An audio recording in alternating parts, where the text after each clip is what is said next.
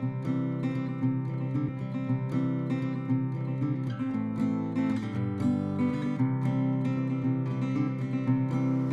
folks, Rattlesnake Randy here at the Fort Hays Chuckwagon, located on Highway 16 just south of Rapid City. Today I'm going to do a demonstration on making tin bowls. They're tiny little bowls. We're going to put a little buffalo on the inside of it. So come on in, we'll show you how it's done.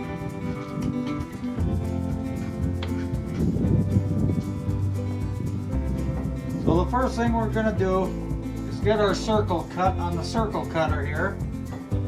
This is the most important and crucial piece right from the start.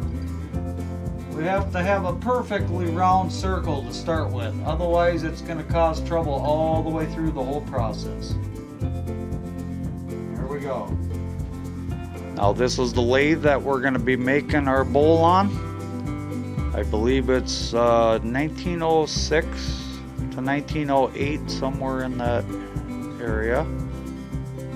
Now, before we start this thing up, you don't even think about starting it until we check our oil. We got to make sure both of these have oil in them. Then we can go ahead and fire this thing up. We're going to start her up.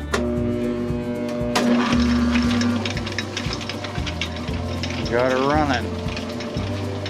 Our next step is to get our circle that we cut.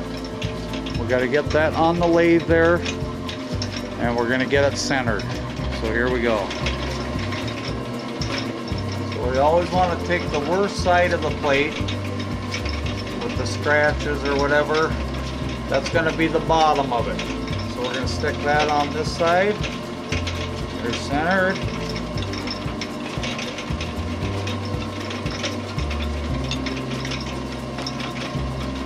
Place. Now we're gonna level it. We gotta get her spinning.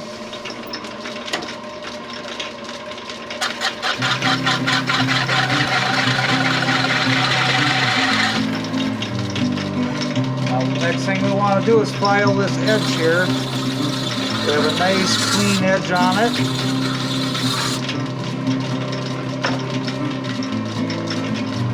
Put a little bit of grease on this now, just to give it friction to soften up the metal so we can bend it.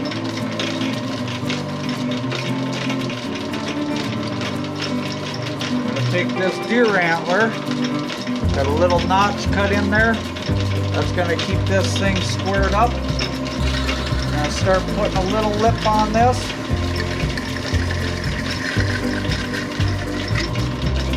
Now what that does is stabilize our bowl in here to keep that from wobbling. Next thing we're going to do is push this up against that bowl here and give us the shape of our bowl. We can't go too fast and we can't put too much pressure in there or we can rip the side of it. Just want to gradually roll this up on the edge, all the way to the top of the lip, making sure we don't go up and over it. We're going to stop right at the top. We're going to grab our trusty antler again, and we're going to roll that lip all the way back over here.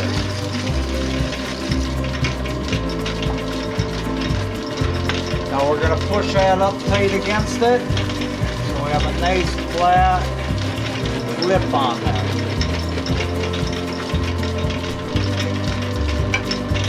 Next step, we're going to take the scratches out of there, make sure it's nice and smooth so no one cuts their fingers on that lip.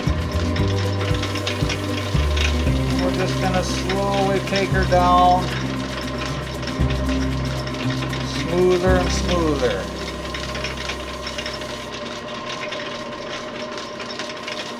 Once we get that done,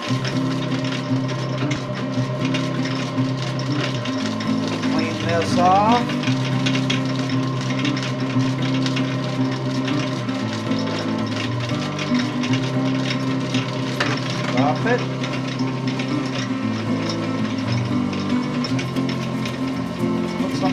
on here now to hold that plate on there, or bowl in this case.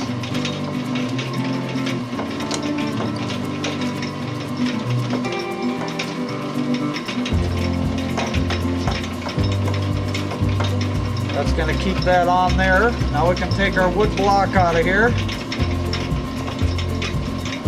Next thing we're going to do, raise the bottom up a little bit. Now we're going to push that buffalo impression and the Fort Hayes into the bottom of the bowl.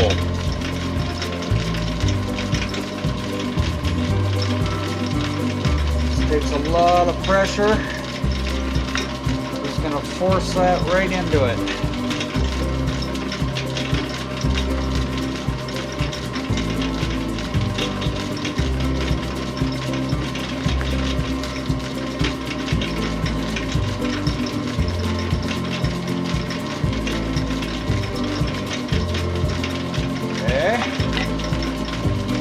We're going to sand that down a little smooth, take all the scratches out of it.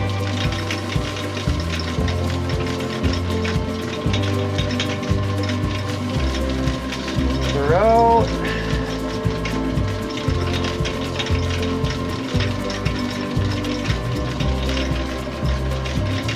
Last step on the bottom side.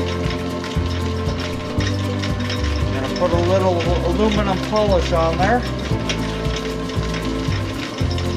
Give this thing a nice shine.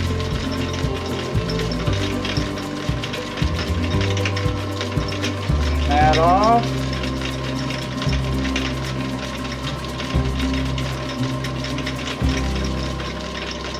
We're going to stop it one more time. Next step. Put some tape on the bottom of this.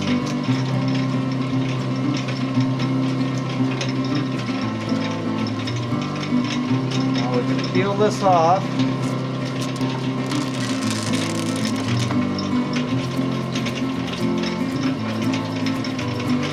We'll flip our bowl over now. Stick this back on.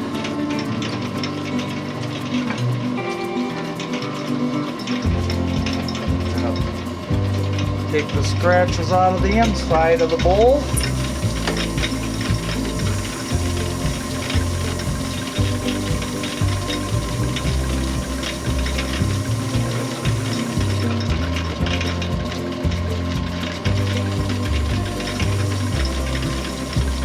Start from coarse, work our way down to the finer Brillo pads here.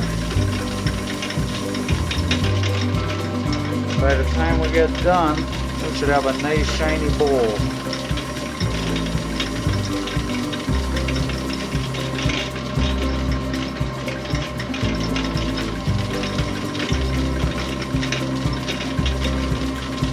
On to the last one.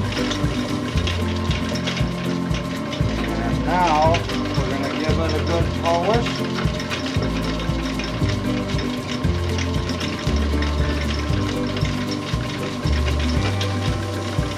Shine it up nice.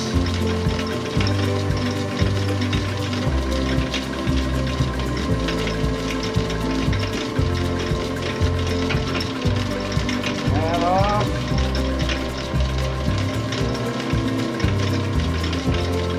It's starting to shine now.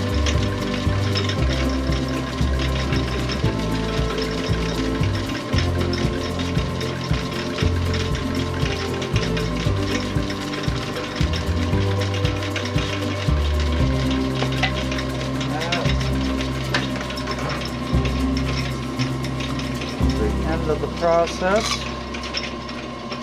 Your tape off.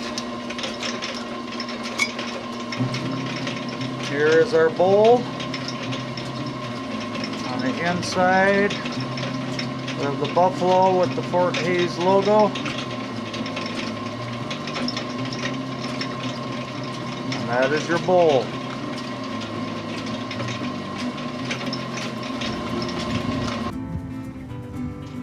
And that concludes our demonstration on making a tin bowl.